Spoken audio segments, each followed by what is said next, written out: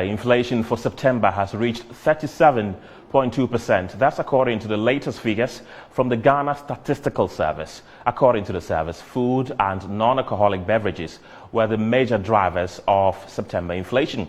The implementation of the utility tariff in September 2022 could also have influenced the surge in inflation. Prior to the announcement of the September inflation, the Bank of Ghana adjusted upwards the policy rate to 24.5% to help fight inflation, though some analysts argue the increasing rate of inflation is largely supply-driven. Let's listen to government statistician Professor Samuel Enim. Consumer Price Index and rate of inflation. Consumer Price Index for the month of September 2022 stood at 140.6. This culminated in a year-on-year inflation of 37.2% for the month of September 2022.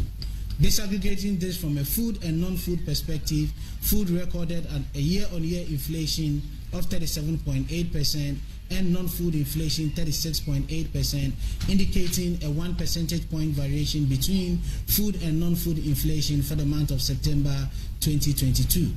From a domestic inflation, otherwise locally produced item and imported items and inflation perspective, we recorded a 4.9 percentage variation, as imported items recorded 40.7% for the month of September 2022 relative to 35.8% for locally produced items, or domestic inflation 35.8% for the month of September 2022.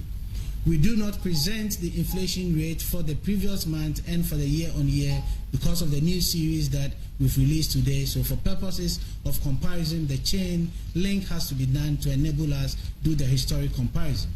From a regional perspective, we identified Eastern region recording the highest rate of inflation of 47.1% and the Upper West region the least inflation of 22.9%.